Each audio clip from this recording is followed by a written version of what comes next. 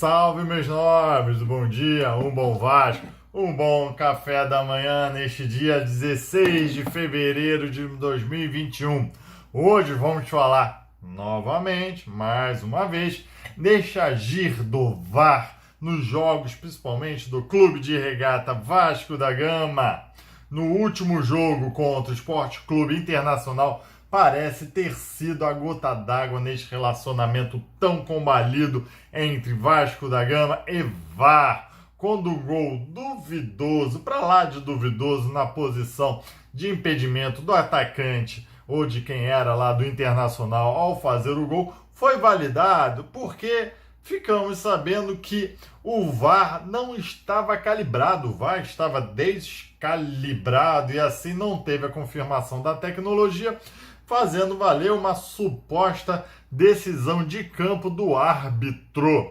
E assim a gente vai discutir mais uma vez se esse VAR, toda a cronologia da história desse gol invalidado, o agir do Vasco, vamos analisar se agiu corretamente ou não, e depois, ao final, com os seus comentários, saber se essa tecnologia está ajudando ou não. Beleza, meus amigos? Então, venha comigo após a vinheta. Eu sou Cruz de Malta, sou felicidade, vou balançar toda a cidade.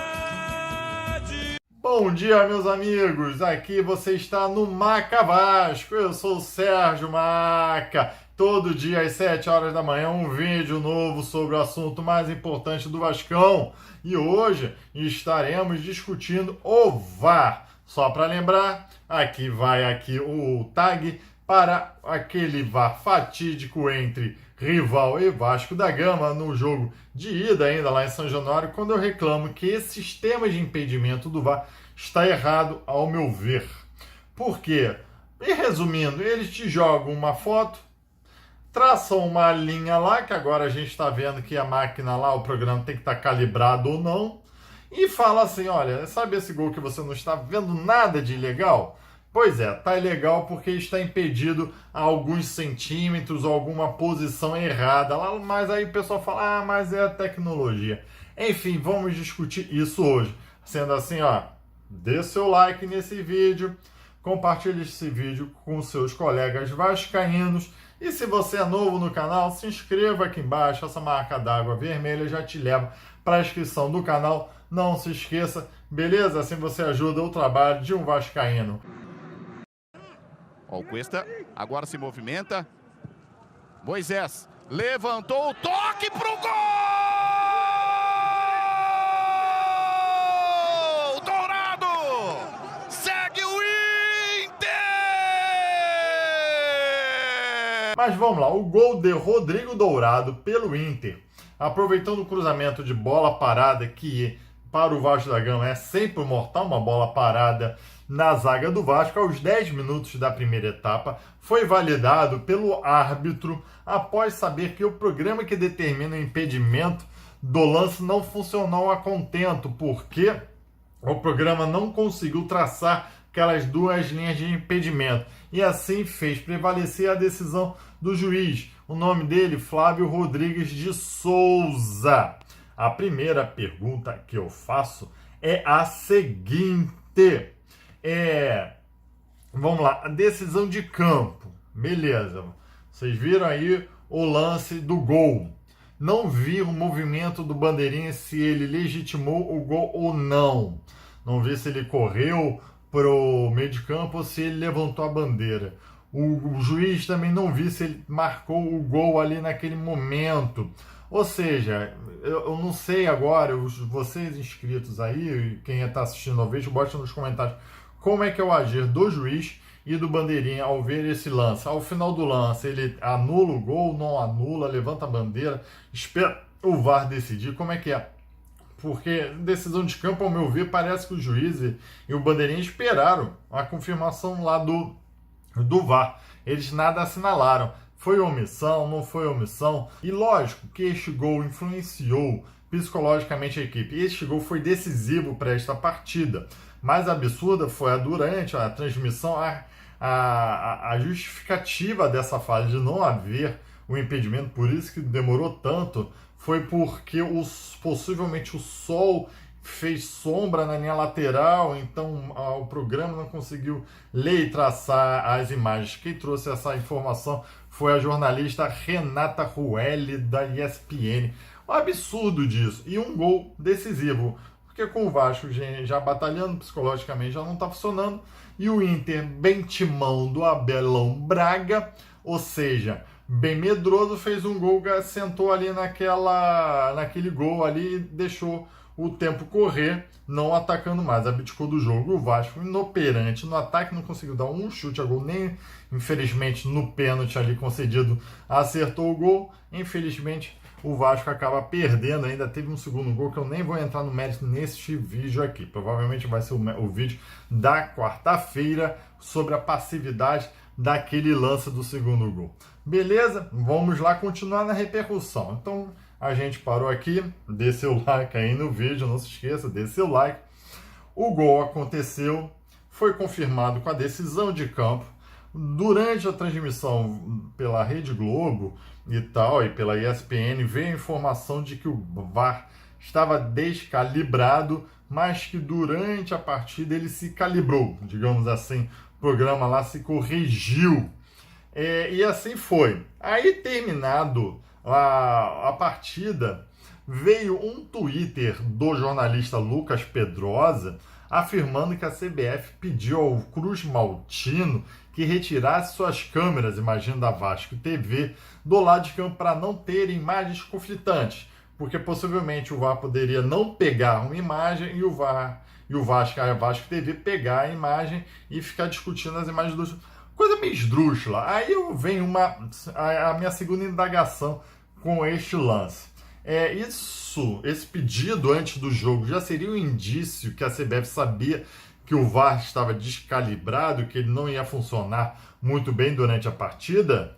Se sim, se ela já sabia, ela comunicou ao Vasco essa possibilidade e comunicou ao Inter da possibilidade da falha da tecnologia do VAR durante a partida? E por que o Vasco, tão pacífico, retirou suas próprias câmeras a pedido da CBF? Olha, ela que se virasse. Eu não sei se tem uma ordem onde tem que prevalecer as ordens da CBF, mas você retirar a própria câmera da sua própria TV porque a CBF pediu, não me sai muito bem visto nisso não, né? Aí, obviamente, depois da derrota, veio todo um insurgimento. Aí aquele que comanda o Vasco da Gama, o senhor Jorge Salgado, através do seu perfil, para mim é fake, aquele perfil no Twitter, mas enfim, ele só se comunica com o Vasco agora, com você, torcedor, através do Twitter, né? Já falou que nunca quis relatar que foi um escândalo que se viu em São Januário. Já foram 18 apitos contra e agora com o VAR descalibrado, humilharam o Luxemburgo e que acionará a CBF.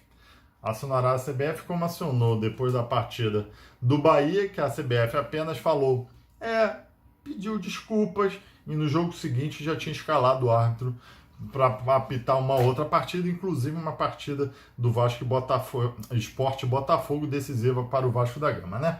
Enfim, essa vida. Aí, inclusive, emitiu um memorando que vocês estão vendo agora, com data errada e o próprio nome do Jorge Sagado,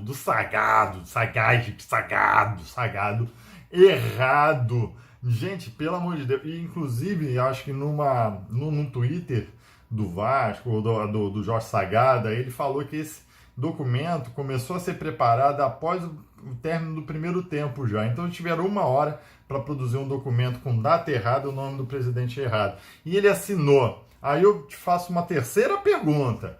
Vai guardando as perguntas que eu estou fazendo, que para mim não tem respostas. Vai dando seu like aí no vídeo, vai dando seu like. Jorge Salgado estava em São Januário? Ele assinou mesmo este documento ou foi aquela assinatura escaneada ou digital? Parece aquelas assinaturas escaneadas, coloca no documento, né? Ele leu esse documento para fazer pelo menos uma correção, uma revisão ortográfica?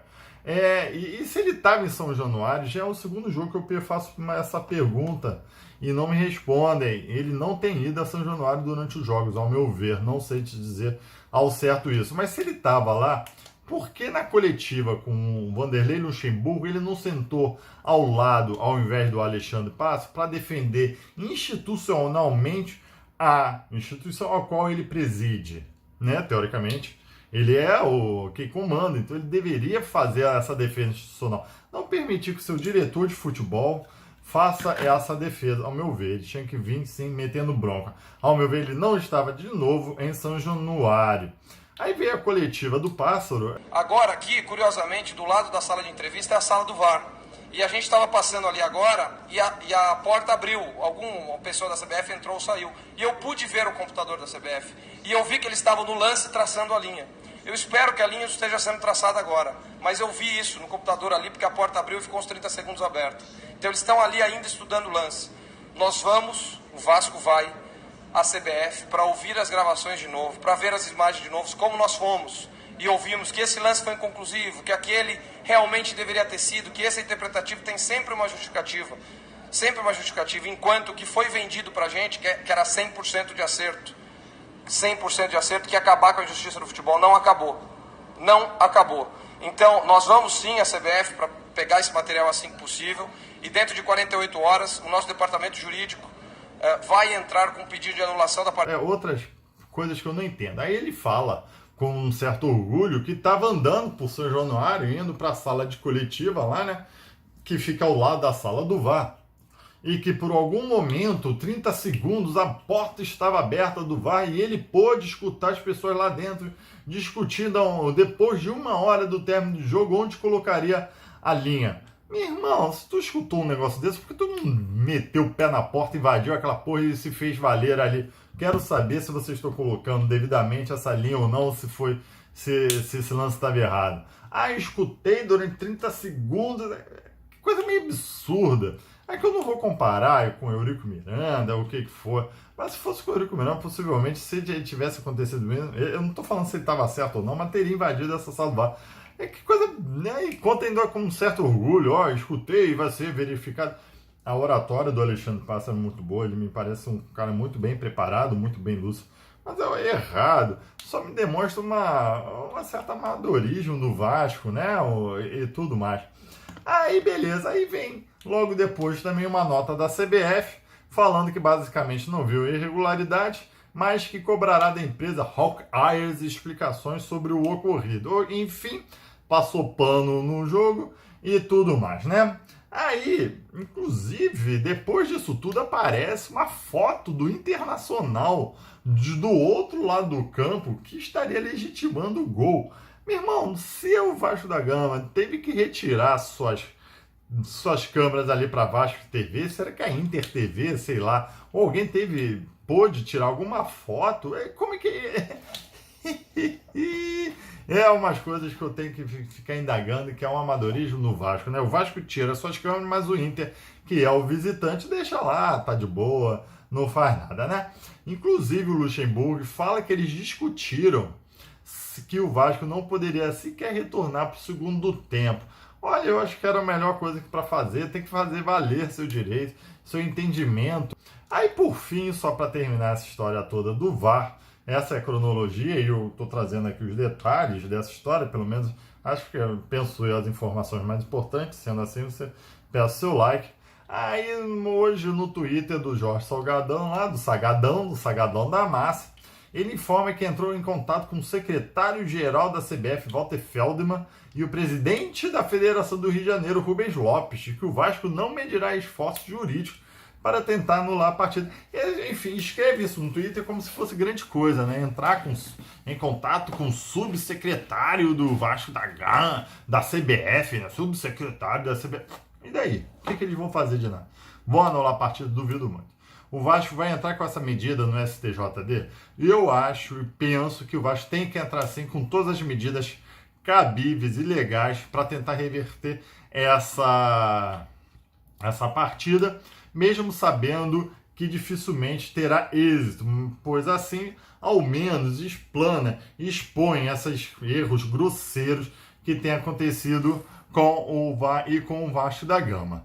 Enfim, mas não acredito que terá êxito o Vasco em anular a partida, até porque é uma partida decisiva, enfim, para o campeonato. Lógico que a CBF tinha que dar o seu mérito, tinha que dar atenção, não acredito que vai anular a partida. Enfim, eu acho que esses são os maiores detalhes do ocorrido. Não tem ontem, durante o dia, ficou esse burburinho, essas repercussões desse lance, mas nada muito efetivo. E agora aqui vai algumas considerações minhas. Reclamar do VAR, mesmo com um time horroroso, eu acho que a gente tem que sempre reclamar.